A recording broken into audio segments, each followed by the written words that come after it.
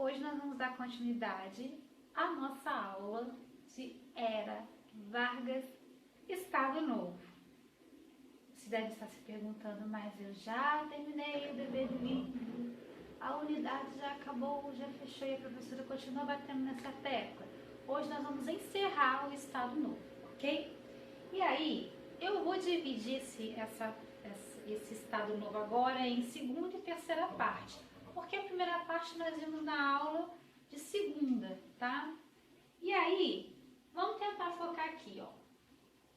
Período em que ele dura, de 1937 a 1945. Vamos relembrar. Data, né? Essa data aqui é muito importante.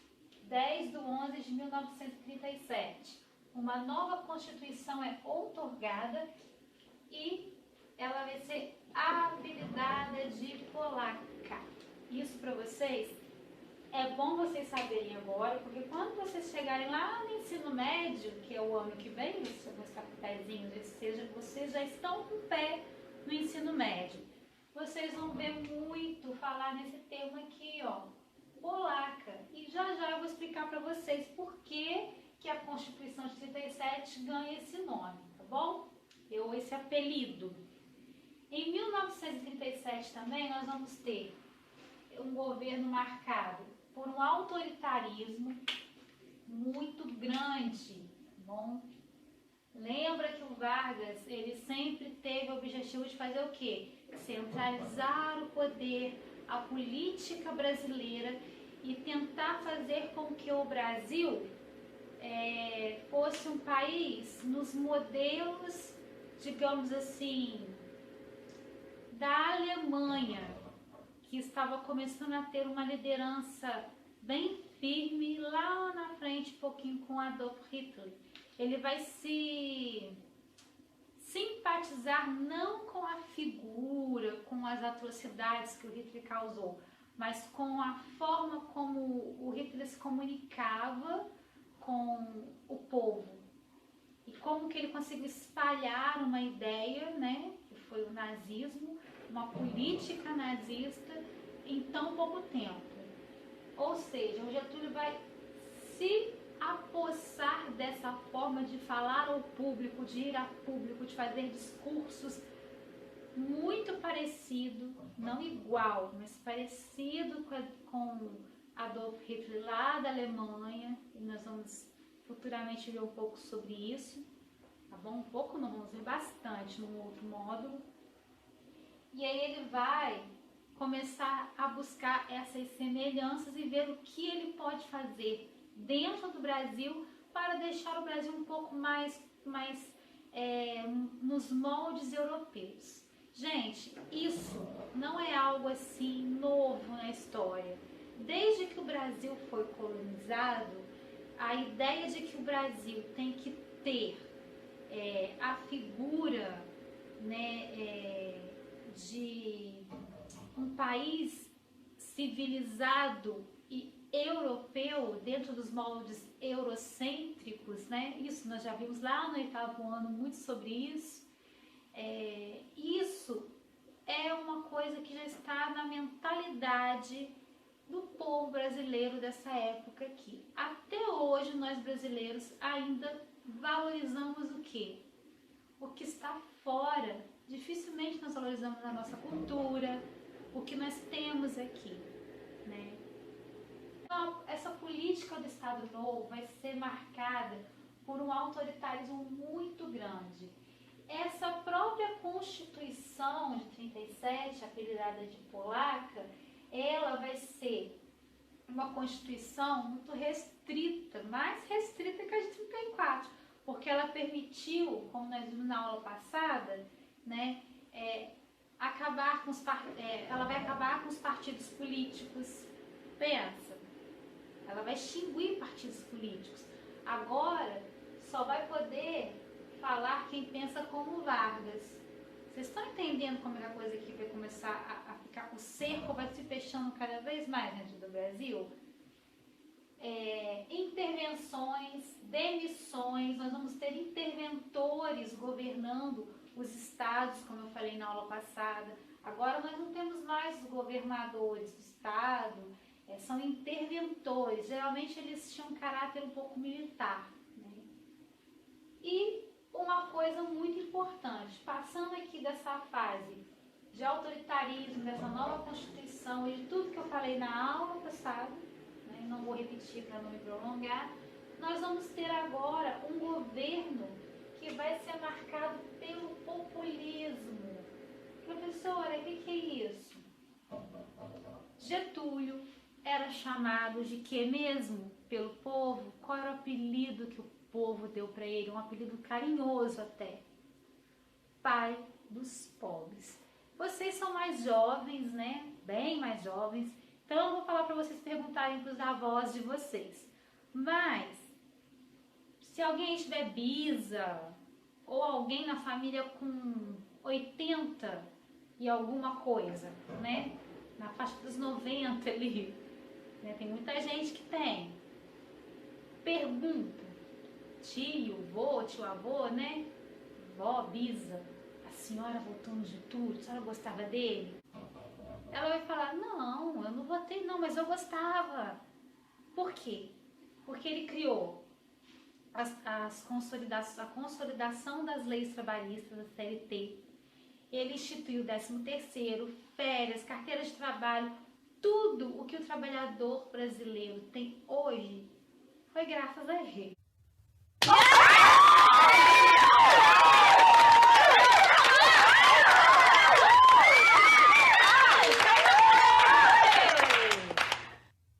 Uma outra coisa muito importante que o Getúlio vai fazer, ele vai criar, né, vai oficializar o 1º de maio como o Dia do Trabalho, Dia do Trabalhador Brasileiro, porque ele ia a São Januário fazer o discurso, né, para o trabalhador. Tanto que ele começa, trabalhadores do Brasil, e assim por diante. Então, o 1º de maio que nós passamos aí na última sexta, se eu não me engano, não é um feriadinho qualquer não. A gente tem esse feriado, é lógico que ele é carregado de outras datas, de outros anos em que o 1º de maio foi celebrado de outras formas, né? O Getúlio só vem falar, agora eu vou instituir aqui no Brasil o 1º de maio, esse dia do trabalho, do trabalhador, porque foi o trabalhador que ergueu esse país. Na verdade, gente, o Getúlio estava fazendo um afago, um carinho no povo brasileiro, porque ele tinha pretensões, sim, de voltar futuramente candidato e voltar presidente do Brasil. Até agora, de 30 até 45, ele está no governo sem um único voto, sem nenhuma eleição. Esse segundo governo, esse terceiro governo dele aqui, o Estado Novo, é um golpe também, começa com um golpe também. Também se chama golpe de Estado. Pois é, vamos dar uma olhada lá no nosso quadro. Vocês estão observando ali? A CSN vai ser criada no dia 9/4/1941, 9 de abril. O que isso remete a vocês? 9 de abril, aqui em Volta Redonda tem algum lugar com esse nome? Isso é importante, tá, gente? A história da nossa cidade está diretamente ligada com a Era Vargas e principalmente com o Estado Novo. Logo embaixo, nós temos ali Vale do Rio Doce, 1º de junho de 1942. Ou seja, né? O nosso Brasil foi criado, aliás, a Era Vargas foi criada, né, nos moldes do Estado Novo. E Volta Redonda, ela vai ser importante nesse período aqui. Dá uma olhada no quadro com calma, que agora nós vamos falar por que a Constituição era chamada de polaca. Vamos lá então, tentar entender esse nomezinho aqui, polaca, né? Essa Constituição aqui de 37 é a 4ª Constituição que o Brasil vai ter, tá bom? É a 4ª. Dentro da história do Brasil, 37 é a quarta Constituição. Ela é marcada porque ela foi criada de 37 no Estado Novo,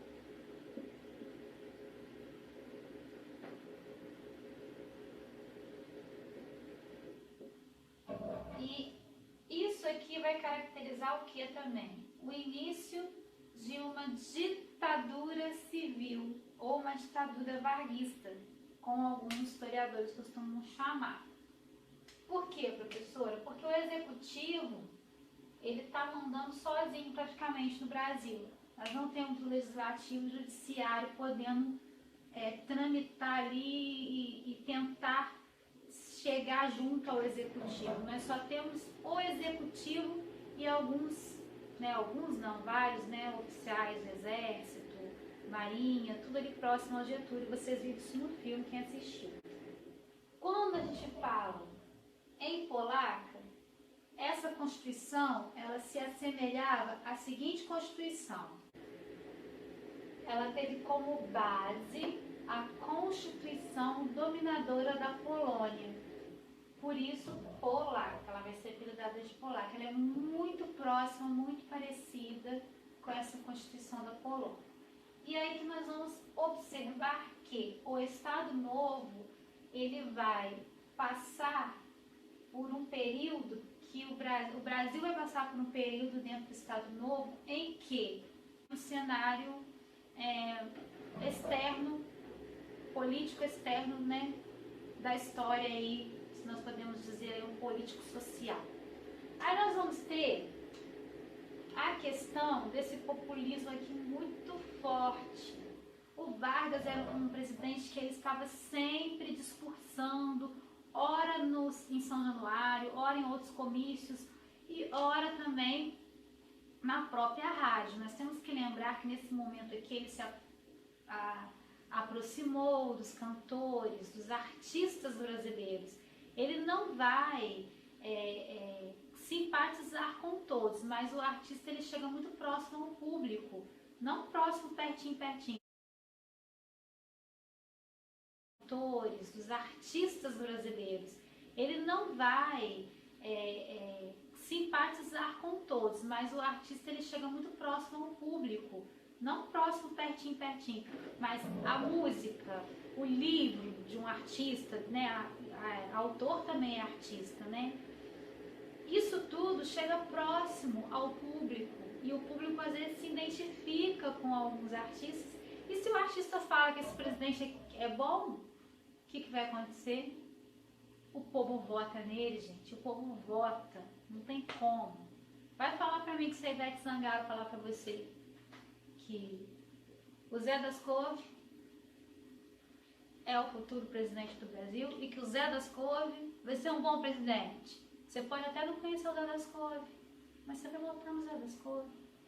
Ou que não seja a Ivete, que seja um outro artista. Eu tô falando da Ivete, que a Ivete é mais popular, sei lá, tem tantos. Se eu falar de Chico Buarque, vocês vão saber quem é.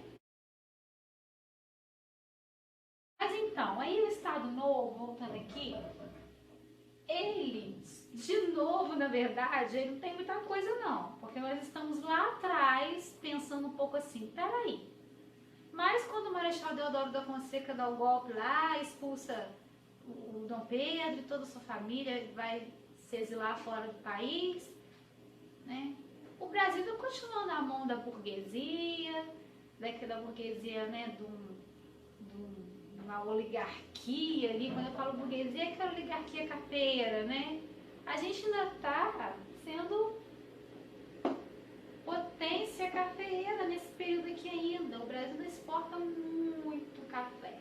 Bom, mesmo passando pela crise lá de 29, o Brasil está em 37, 36, chegando a 45. Está no seu cenário agropecuário, agroexportador bombando. Só que aí, com a criação da CSN, Vale do Rio Doce, instituiu o 1º de maio como o Dia do Trabalhador Brasileiro, porque a CSN ela é construída, gente, por trabalhadores simples, humildes e bem pobres. Se vocês forem pegar a história, vocês vão, que eu vou passar um trabalhinho para vocês, sobre a história da CSN, como começou a CSN e Volta Redonda, porque a gente tem que tirar da nossa mentalidade que primeiro Volta Redonda foi construída, depois veio a CSN, né? Primeiro veio a CSN, e aí Volta Redonda começa a existir. E aí nós vamos ter, lá em Minas, a Vale do Rio Doce, que tá aí, quando vocês assistem um filme brasileiro, aparece lá o símbolozinho da Vale do Rio Doce, às vezes a CSN patrocinando o quê? O filme brasileiro, né? E o 1º de maio, como eu já falei. Então isso aqui, gente, basicamente é o Estado Novo. Tem muito mais coisa que eu poderia explorar com vocês. Mas como vocês estão no 9º ano, né, eu não vou aprofundar com vocês não, porque vocês precisam ler o livro e entender o que está no livro de vocês, tá? Não podemos esquecer que ele cria a FUNAI, tá bom? Ele institui a FUNAI ali para poder proteger os direitos dos indígenas. Gente, é muita coisa nesse governo. Não é à toa que esse presidente ficou tanto tempo no governo.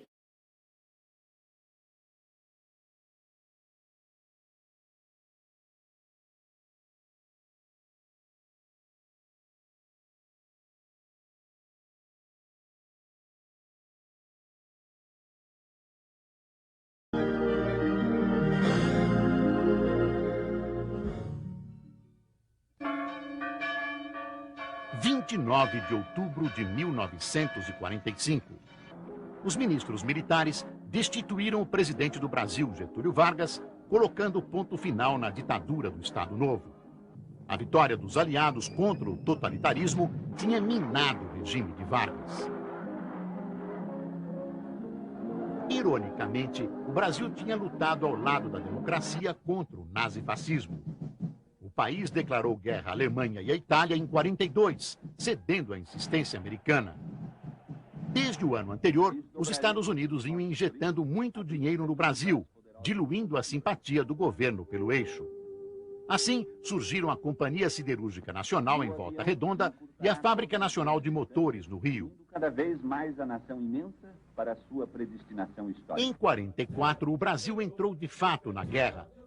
25 mil pracinhas da Força Expedicionária Brasileira, a FEB, foram mandados para a Itália. A divisão de infantaria, comandada pelo general Mascarenhas de Moraes, se incorporou ao 5º Exército Americano. No segundo semestre, as forças brasileiras venceram várias batalhas, empurrando os alemães cada vez mais para o norte, até chegar a Monte Castelo. Ali, o exército nazista impôs severa resistência.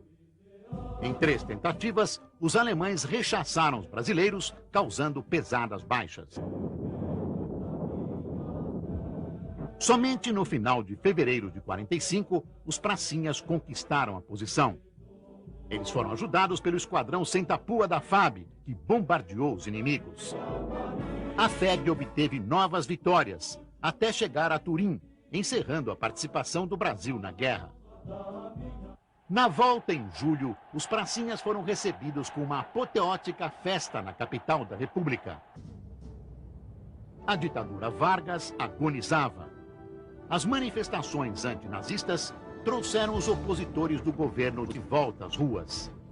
A contradição entre lutar pela democracia no exterior e manter a ditadura no país foi crucial.